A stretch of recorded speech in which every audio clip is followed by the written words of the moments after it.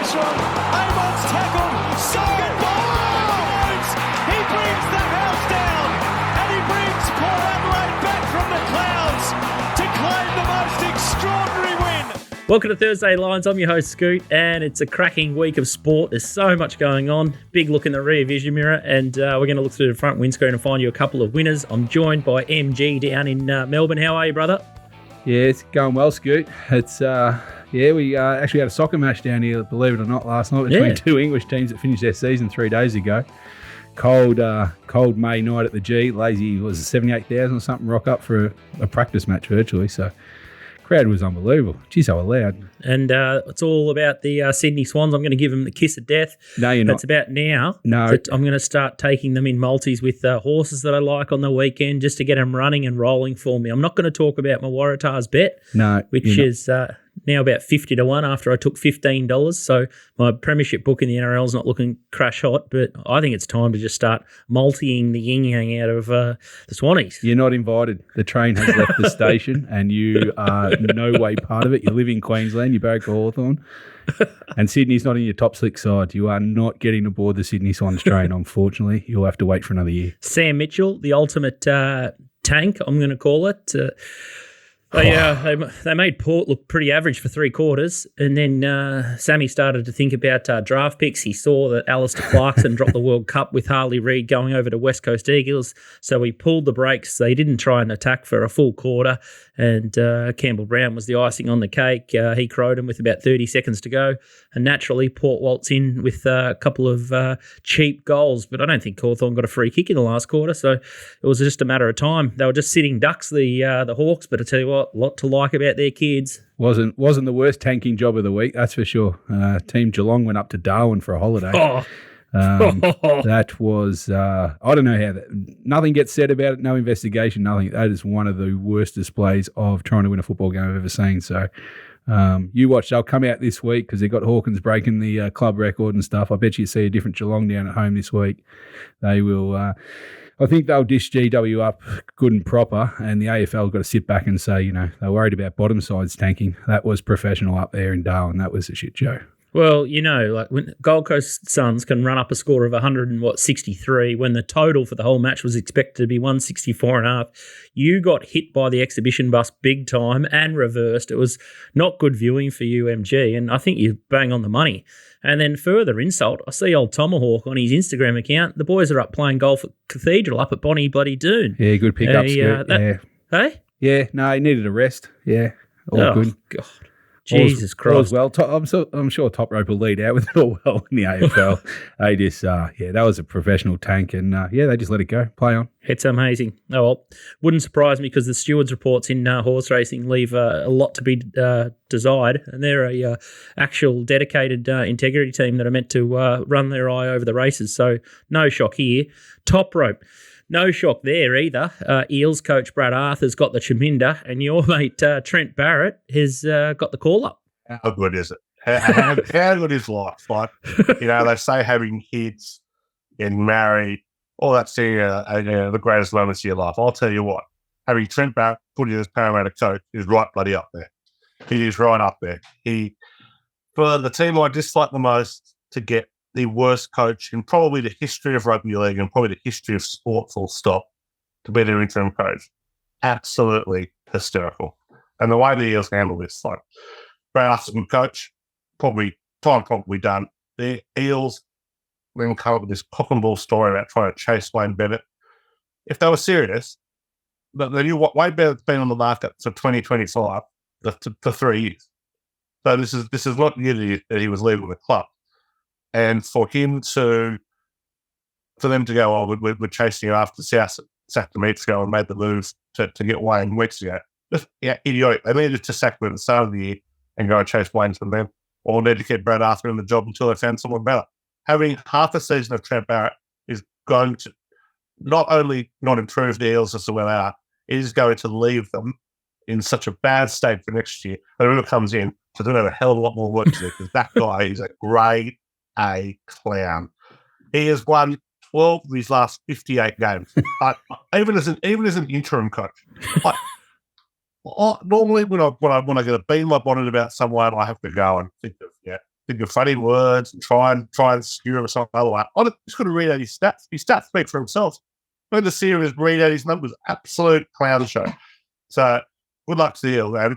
I was speaking to one senior footy executive this week, and he was saying if the NRL was smart, every club playing Parramatta would be tanking to let the Eels win so they give Barrett the job, because that'll be the best thing to happen. It'll rule Parramatta out for the next decade. So play the long game. But yeah, they're utterly stupid. The way the Eels have handled it has been very, very poor. They're a club that is in all sorts. They're an aging roster. They don't play a particularly good style of football. Also noted that Barrett has been part of the demise since the 2022 grand final. So yeah, tough times for those Eels fans out there. Shout out to bookmaker Dave Dwyer, who's their number one ticket holder. And just a reminder, you can get Nick Tedeschi voodoo dolls in the littlebirdie.live shop. We sold one to a bloke called B. Anasta a couple of weeks ago, and it's already starting to kick in and work. Toprope's had his first losing round last week for the whole probably season, I'd assume. So yeah, the voodoo dolls are pretty cheap, $29.95 there. So if you want one, Trent, and you're listening, snap one up ASAP, and it should kick in after about 7 to 10 days of purchase. Big news in the rugby league is Cam Munster injured. He's done his groin, and he's out for Queensland, out for the Storm, and there's chaos for Melbourne Storm, but not so much for my Queenslanders in the Origin. It's going to be a procession. Well, there's chaos everywhere. There's chaos for Melbourne, there's chaos for Queensland, and there's chaos for those down on Cecil Street.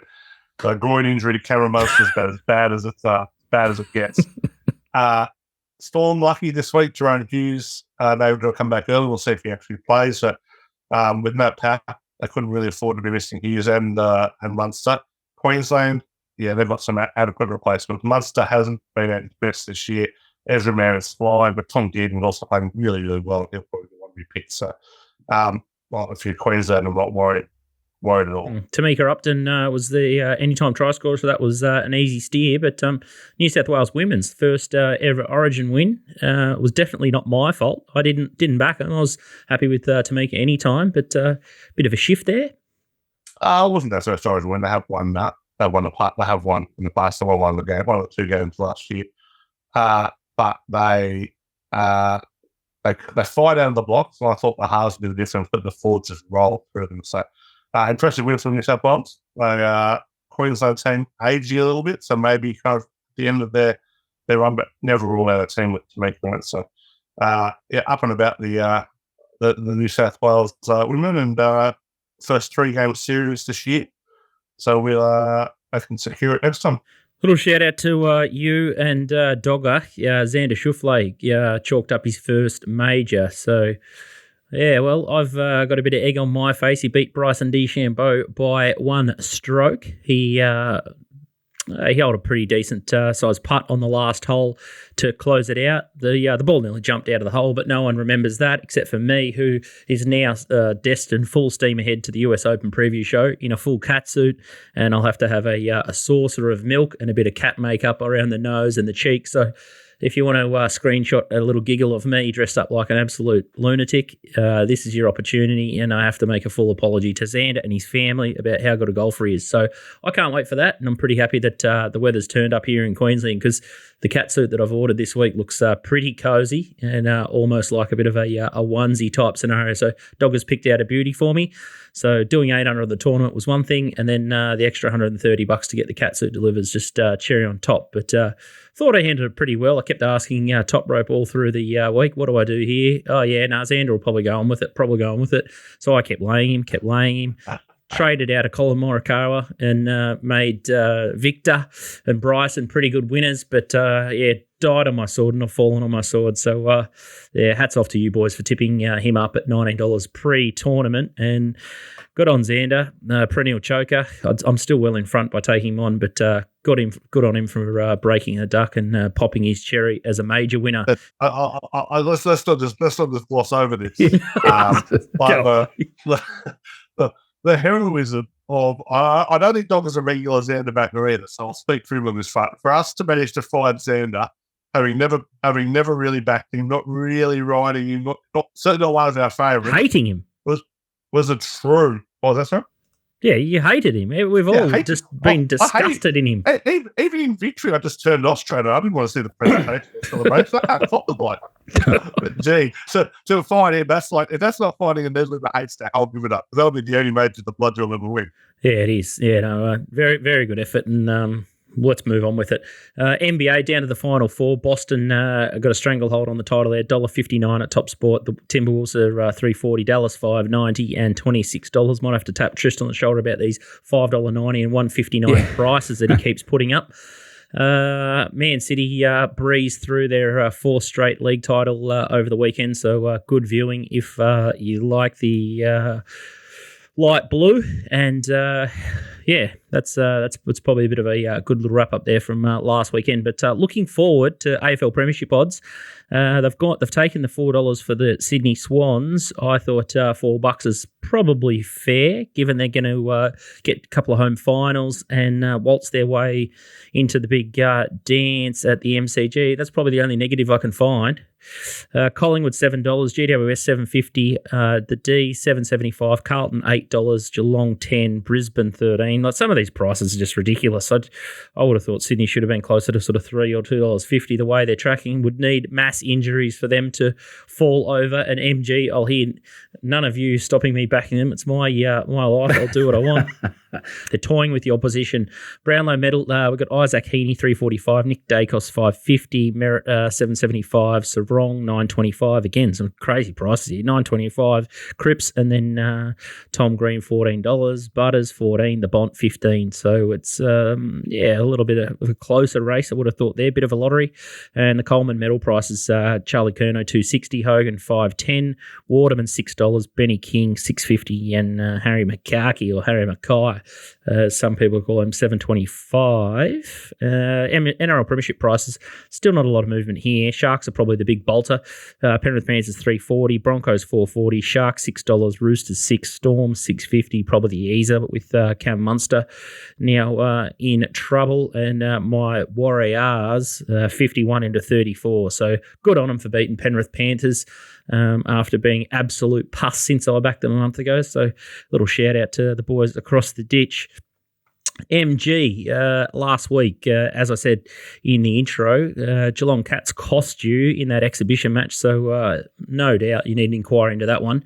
So round 10 was 3 and 4, 8.5 units bet. You lost 4.35 units, 23% is the pot there, and you've just got your nose behind in the season tally there. 4.70% pot you're losing there, and 9 units. So still a long way to race for the rest of the season. So no doubt you'll get it back on track. Having a look at the greatest game of all package, that's obviously Toprope's results, and as I said earlier, first losing week. So the Braith and Astor N Tedeschi voodoo doll, Braith just stabbing holes in it as we speak. Round 11, 2 wins, 4 losses, bet 12.5 units, lost 4.67 units, 37% pot there is sticky and yucky for Magic Round, but season tally is still looking sweet here. 54 wins, 25 losses, 217.5 units bet, plus 54 units, plus 24.86 pot, which makes it one of the best NRL tipping packages in the world. Just absolutely free rolling and on fire, despite Brace stabbing that voodoo doll.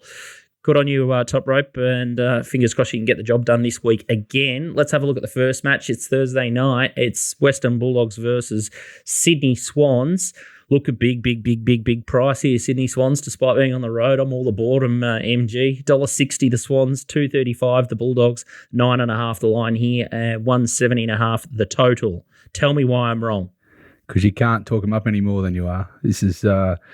I was going to come in and I was going to shade the Sydney side. And now, after I've heard you on this podcast, Bulldogs, you watch them, they'll come out this week and just towel up the Swans, get the right whack. This is a pretty good match. Again, fixturing on a Thursday night. Good to see the NRL back on Thursday night football as well for Toprope, give them something to watch other than AFL tonight. It's a good match. Bulldogs at home. They went up to the Giants last week and gave them a towel in the Giants. They've now lost 3 in a row. About 3 or 4 weeks ago, almost had the Bulldogs coach next to his sword, and they've certainly turned around last week. Very good win against the the Giants, and they've overcome the loss of Libba, and they're matching motors in the midfield, and did a very handy job. They are off a 5-day break, Scoot, which is not going to help the Bulldogs. I don't like normally backing too many sides off a 6, so a 5 onto a fast deck now. He's going to be the key for me in the match. I think the betting prices are about right, around that Sydney -10, but they had rain up there and it was pretty heavy underfoot. Always worries me coming off a 5-day break for the Bulldogs, come back on a fast Marvel deck. The way Sydney moved the ball, if Sydney get away to a decent start, I just don't see the Bulldogs might just run out of a bit of legs. So that's a concern for me. But yeah, Scooty declaring him now for the premiership after week 10 concerns me. So we'll see how good the voodoo dolls are working this week. But I just think Sydney are a better side, Scoot. So, still got the best offense, best defense. I don't think there'll be too many points in this game. I think it's still about right around the 170 because it is at the Dome. But this team, the head-to-heads between these two teams are 10-2 to the under. So this might be more defensive than you think with the history. But yeah, it's hard to have a bet. I'm going to stay out and probably watch and just try and cheer the Swans home for another victory. This little AFL pickle will be charging at $1.60 with a few multis. So let's all just ride the Swans home at Marvel on Thursday night. Top rope, we're going to go butter up with your doggies again this week. $1.57 favourites here, $2.42 the Dragons, 4.5 the line with a little nibble at the plus there at Top Sport into $1.80, so it could be on the move. And then 41.5 is the total here. Yeah, not a big betting game for me. Thought the number was a little large. I'd probably rather be on the plus 4.5 the Dragons than laying the 4.5 for the Dogs. Canterbury certainly more upside. Unfortunately, Jalen Salmon back over team. They've covered 4 of the last 6 as a favourite, 4 of the last 6 at a call, but a nice little spotty for the Dragons. Teams off a double-digit win prior to the bye cover at 6-7%. They were teams to play Magic round last week, so that's good. You'd imagine that's going to be a positive. And the underdog covers 60% when 2 bottom 9 teams play. They've covered 6 of the last 9 away from Collingwood and Wollongong, the two suburban home grounds. Probably leaning the plus here. Dogs are a better team. Dogs could absolutely get away with it. They're going early, but they were very poor last week, and you've got to worry what carries over from, they conceded 2 tries off basic dropping kicks that they went straight to Raiders players. They weren't particularly organised in the second half. There was no creativity there. So we'll see what Dogs show up, but I think at face value, the Dragons are the bet. So plus 4.5 could start a little bit shorter there. And it's been a happy hunting ground, the plus Dragons for Nick Tedeschi all year. Let's have a look at Friday night back in the AFL. Got Fremantle versus Collingwood. The Dockers 167, Collingwood 220, 4.5 the line here and 154.5. Dockers might have a little bit more confidence after beating up on St Kilda. But hardly convincing, MG. Hardly convincing. Tough to watch the replay. I know that. What did they score? 127 points for the game. Wow. It's it was closer to rugby league score than AFL. But anyway, that's how they want to play St Kilda and Freo. That's why the crowds don't rock up to watch them, I guess. Both off 6-day breaks here, Scoot. It's been a big betting switch here. I know Degoe come out for Collingwood and they do have a growing injury list. They get back Myercheck and McCreary in the forward half, so that's going to help them with scoring against a tough Freo defence. So they open the market here, Collingwood -2.5, and it's actually switched to Freo 4.5, which is a decent move on the back of just player news. They are going to be at home, Freo.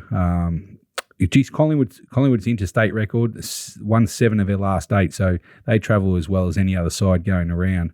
They enjoy their travelling. So I'm going to stick with Collingwood. I haven't played in the game yet, and I'm going to see the market trend seems to be going to Freo. I'm not sure how much more we can squeeze out of it, but this will be a late play on Collingwood coming up. So I would wait until late. The team's obviously coming out tonight, but I'm plus money. Collingwood on the road. I think they're a better side. They've won 6.5 games in a row now. They only had the draw to Essendon that's really halted them since an 0-3 start. Head-to-head, they've won their last 3 against Freo.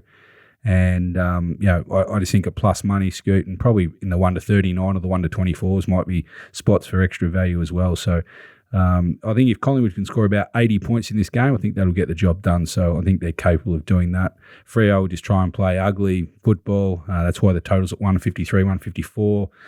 I still think that's a bit too high. Unders, 9 of the last 14 have gone under between the two teams, and between these two teams, the last 6 night games have all gone under. So I'm still going to shade the under either at 154.5. I think it should be sub 150 in this game. I think Collingwood will grind out the victory. Like that, MG, and like that you're patient there. Bugsy McQuarrie and Birdie Mychek coming back in the side should help them with a bit of firepower up front. So keen to play the Woods at the plus with you there. Toprope, Manly Seagulls play Storm. You mentioned a little bit about Jerome Hughes early in the warm-up. $1.65 Storm, Seagulls, $2.25, 3.5 line here, 43.5. Tempted to back the minus on the back of that news? No, back up. That was steamed to the minus, and the minus is going to get a lot shorter. Some breaking news for the Birdie listeners. Collingwood, the start fullback, is out. And Lee Haiopawade will do fullback this week. So more key injuries to Manly. This one will jump to at least 4.5, possibly closer to 6. So get on now. Sorry, this isn't live radio. The price is probably gone by the time you hear this. So, but yeah, you just want to be on the Storm. You want to be on the Storm in this one. A real keen number here. Something I've noticed in the 6 again era. Kind of covers the last 4 years. Teams are scoring 48 plus. They cover at 67% the following week. Very easy to kind of hold that form, keep the momentum going. Interstate teams, 73% the last 4 years. That number holds up. Since 2008, interstate teams are scoring 48 plus, cover 63%. Still very good against teams outside the top 8. They're very good. Also a big attacking showing. No, not Manly. They're good at book far, but they're looking very thin. They've lost their hooker. There's no Turbo. There's no Kohler. Yeah, I'll all over them about winning this one. Nothing to sneeze at as your pot on the season trial results. 15% and plus 27.6 units. I'm a sicko for these bets. Xavier Coates, $1.90, 3.5 units is an aggressive play. Manly are particularly weak on their right side of the fence, and this is where the kind of models are kind of working. We're looking to find the weakness in a defensive line and who can take advantage of that. And Xavier Coates has just been an elite try scorer this year. He's scored, I think, 5 in his last 3 games, but he just gets a real good matchup this week. And in a team that's favoured, that's going to be short junket short, I'll be looking at him to score for sure. So I think he was the biggest bet in the try scoring GGOA this week, but he's certainly the price. Like, he's one of those guys that should be around the $1.60, $1.65 mark, $1.90. Great bet. Beautiful stuff. All right, so he's the value pick there. Our own Dr. Nick in rugby league circles, Nick Tedeschi. Self-proclaimed, self-anointed.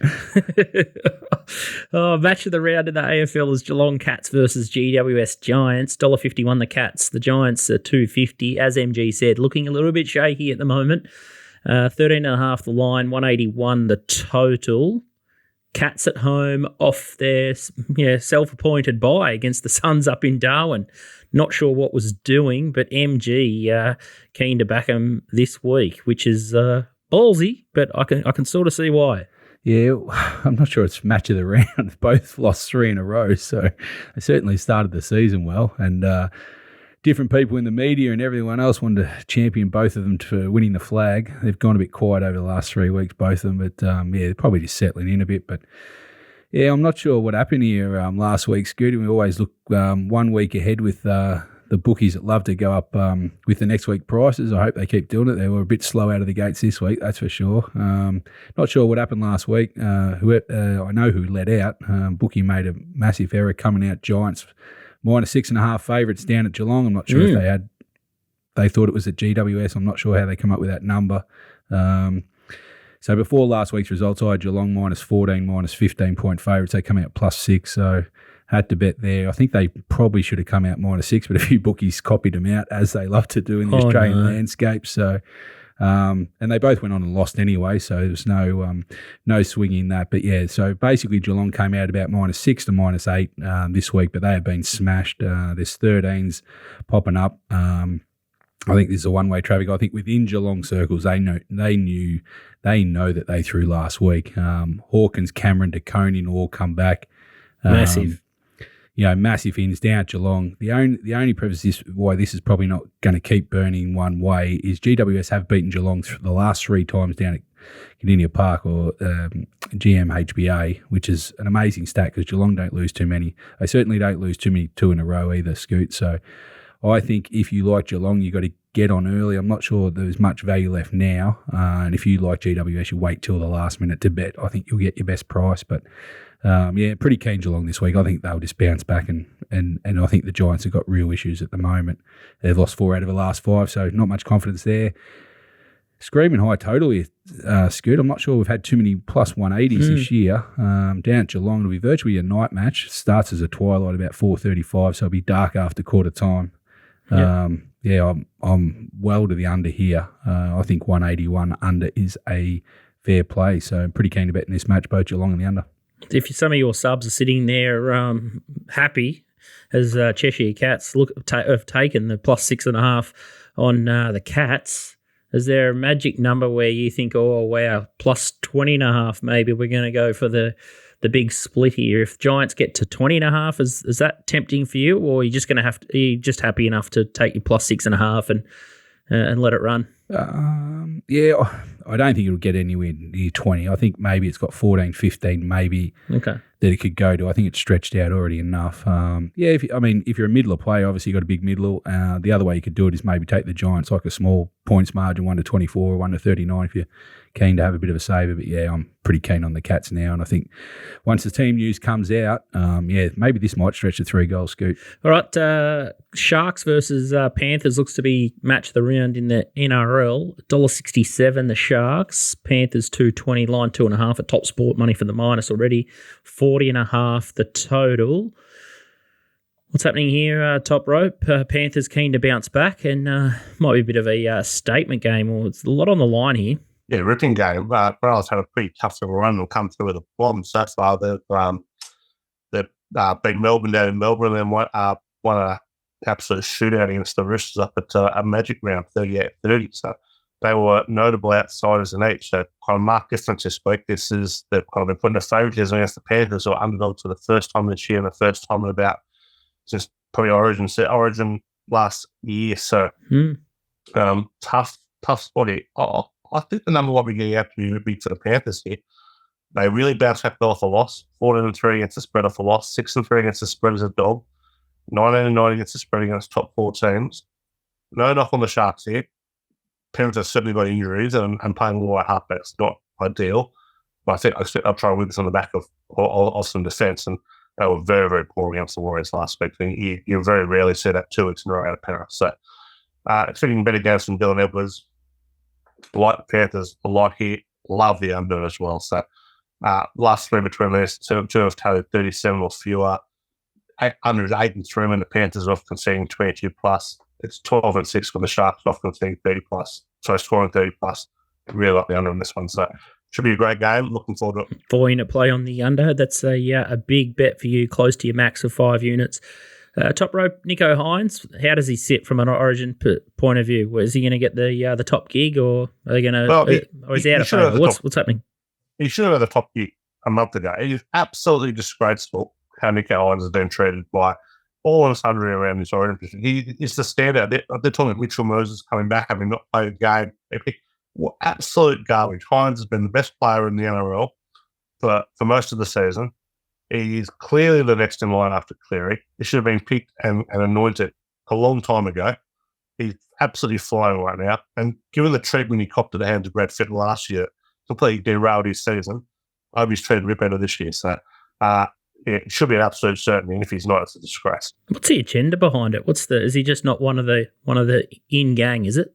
Yeah, well, that seems to be the case. So there was a slight knock on his defence, and I think they've primarily come on that missed tackle in Origin when he got thrown on at right centre. So, playing completely out of position. I've no idea why that can against you. That seems to be not. But in terms of defensive half, I would say he'd be one of the better defensive halves of the competition this year. So, people just, I don't know why he's not particularly liked, but he is, incredibly popular on the playing group and is absolutely airborne at the moment. And doing so in a team that plays a pretty complicated style of attack and was very lowly rated at the start of the year. This is a team that wasn't expected to be in the 8. He's got them leading the competition so far. So I don't understand at all why he's not an absolute lay down certainty to to be halfback in all 3 games this year. Outsider looking in makes total sense to me. Sunday, the AFL have nailed the fixtures again. They've put the 3 worst possible games you can imagine to make sure that everyone's out enjoying life with their families or doing something other than watching the game. Well, the only time you'd watch the game is if you're MG, you're complete sicko, or you're just looking at the AFL app on your phone and checking the scores. But you got Hawks, Brisbane Lions, Demons, Saints, and then Crows, Eagles. I'm nearly nodding off just reading the fixtures. But the match we're going to talk about is smack bang in the middle. It's the D's versus the Saints, $1.33 Melbourne, $3.20 the Saints, 8.5 the line, 153.5. How the heck will anyone back the Saints at $3.20, MG? Yeah, not me. Yeah, glad you gave the intro to the lineup of Sunday games. Yeah, not great. Beautiful. It's tough to pick one to talk about, really. As you said, we've said it on Melbourne and St Kilda. They both lost 2 games each, so there's not too many highlights that I can bring to it. In terms of stats, Melbourne have won the last 4 head-to-head, and I don't know what more to say about St Kilda. Lyon made a big song and dance during the week that they were going to be more aggressive and try and score and go faster over the ball, go more direct, which every coach should do, because the amount of football I watch, the only times people score is when they do those factors. No one scores when you go sideways, crabbing, slow, backwards, all this kind of stuff, which St Kilda love to do. They haven't scored more than 60 points the last couple of weeks. They played Fremantle in one of the worst chess matches you'll ever see last week. Hope they gave the punters the money back. This is, even though the totals come up 153, and the more I look at it, I come up 155, so it's hard to tip in, but the stats here, Scoot, they're, what do we got here? We've got head-to-head, between these 2 teams, the last 4 have gone under. Melbourne at the MCG, 9-1 for the under, and St Kilda are 7-8. So 7-1 are their last unders. So I'm surprised if this stays north of 150, actually. So I just think this will be a horrid game to watch. Lever is out for Melbourne. I just don't see how either team score. St Kilda can't score against a non-Melbourne defence. I know they don't have Lever, but yeah, this could be a 65-45 game or something. MCG in good weather. This will be horrendous to watch. I can't come into Melbourne at the -18 either. They can't score. They've been disappointing the last 2 weeks. I've fallen into them twice, so I'm not going to repeat that again. But yeah, I just think this is an under game. It'll be probably close, and I think Melbourne will scrounge out the win, but certainly couldn't be jumping into the minus there and leave me out of St Kilda full stop. They are horrendous. All right, maybe last leg of a multi, chuck the D's head-to-head and just hold on to the agates and try and look away and check the scores every now and then. But, lacklustre stuff, but good on the AFL for hiding it under the carpet, which they're so good at doing with every bit of filth that is infest the league. Sunday in the NRL over at Auckland, we've got Illawarrs, $1.90 you pick versus the Dolphins. They must be my 5th team. It's hard to keep up, really. 41.5 the total. But the Warriors, they could be back on a roll, couldn't they, Nick Tedeschi? No, they're on a roll. I think the last week said more about the Panthers than about the Warriors. It certainly was some improvement, but I think once again the Finns have been dreadfully underrated in this one. Harrison Sony is their 2nd trip out of Queensland, first south of Queensland, so some cold weather, which will be unusual for the Dolphins, but playing such a professional coach, they're playing such good football, and this is a big knock on the Warriors. They've covered 2 of their last 10 at home, 2 of their last 8 at home off a win, 4 of their last 35 off a win, home dogs off a win, covered 39% this time of year, so yeah, I like the Dolphins. I think points will be very hard to come by. This one, both matches have tallied 44 fewer. Good under spot for both teams. Under is 7-4, and the Dolphins are off a 10+ win, 11-5 when they play at night. The under is 11-7 when the Warriors are at Mount Smart. So back on the Dolphins, back on the under. A couple of anytime try scorers just to round off the weekend in a winning note. Toprope? Yeah, they're an absolute disaster on their right defensive edge, the Warriors. So I'll be looking at Jack Bostock, and I think we've got a hammer in there this week as well. He just scores. It's for fun. Handmade come out last week, scored 2 tries, almost won a game since joining the Dolphins. So both plenty though. Couldn't believe the odds against for Jack Bostock. Actually, the It's 215, 220 out there. Absolute selling a swap. Don't you love him? Just up and about, and the extra top button just undone, so we can see a little bit of the rug there on display. It's obviously summer up at Orange. $33. Minus 2 at 6 a.m. this morning, Scooty. So I would hardly call it summer. $33 a week is great shopping for the greatest game of all. If you buy a season pack now, I might try and seriously find a couple of voodoo dolls. So if Nick Tedeschi tips a loser, you can just stab the voodoo doll and get a little bit of that angst out. But MG's got the Stings package there for $25 a week. So if you're not convinced that these blokes know what they're talking about, buy now. I sort of give up. So jump in the shop, support them, and get their full set, because we only preview, I guess, the TV games or the big games here. But if you want the whole box and dice, make sure you sign onto their set. And MG taking the 6.5 when the line's now 13.5 the other way is sensational shopping. So it's a matter of time, and if you're in the long game, you'll be making money. I think that's a wrap from me. We've covered a fair bit of ground here, and good luck on the weekend, gents. Any final last words, MG? No, hopefully a good winning week for this one, Scoot, and some good footy on the Sunday would be great. And Toprope, we'll see you next week after an absolute fill-up. Yeah, absolutely. And let's go Parramatta. Let's go Trent. Let's keep on winning for the rest of the season. Jeez. He's an absolute sicko for it. Gee, they love turning over a coach in the NRL. We'll see you next week, and make sure Chip's in Melbourne Storm, the week-to-week ATM machine. So we'll be all about the Storm as well this week. We'll see you next week.